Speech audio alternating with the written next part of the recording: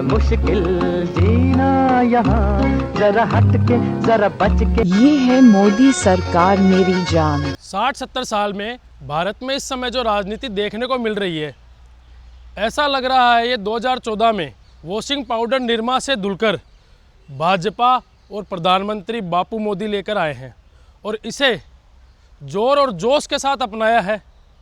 इतिहास गवाह है कि इस तरह की राजनीति से राजनीति का भी सर झुका हुआ है, क्योंकि इस तरह की राजनीति को पूर्व में कभी देखा नहीं गया। इस राजनीति को हम क्या कहेंगे? हम बताते हैं, इस राजनीति में राजनीति कम, बदले की भावना, नफरत, द्वेष और ईर्ष्या दिखाई देती है।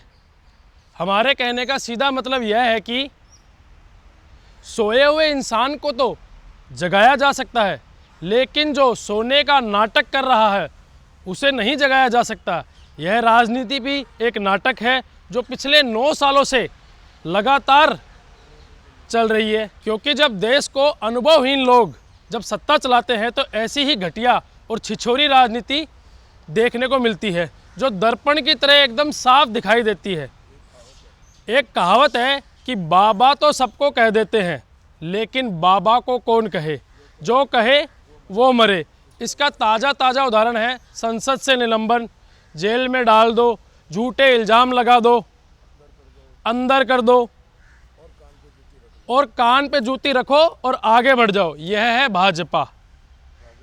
भाजपा एक वो पार्टी है जो अलग अलग वर्गों के अलग अलग योद्धाओं को, राजनीतिक योद्धाओं को चिंता से चिता की ओर ले जा रही है और अब तो वह जनता को भी चिंता से चिता की ओर ले जा रही है। फिर कहते हैं good governance, make in India. क्या यही है मेरा भारत महान?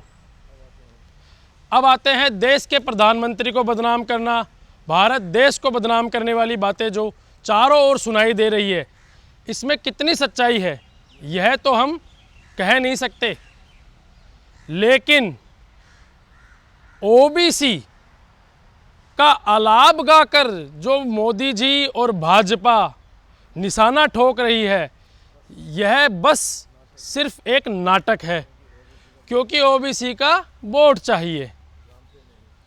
अब भाजपा और मोदी जी को अच्छे से पता है कि राम पर वोट नहीं मिलेंगे, हिंदुत्व पर वोट नहीं मिलेंगे, हिंदू राष्ट्र पर वोट नहीं मिलेंगे, 370 पर वोट नहीं मिलेंगे, हिंदू मुसलमान करने पे वोट नहीं मिलेंगे।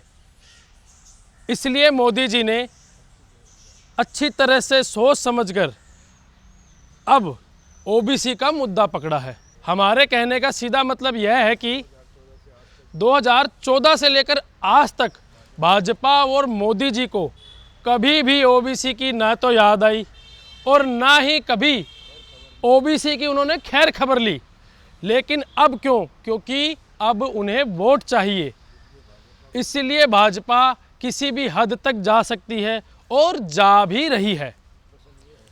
प्रश्न यह है कि भारत के प्रधानमंत्री ने 2014 से लेकर भारत के लिए कितनी बार देश और विदेश में लिए छोटी बातें की है और भारत की राजनीतिक पार्टियों को हमेशा बदनाम किया है। क्या यह सब बातें मोदी जी और भाजपा को याद है या अभी भी बावली पहन रखी है?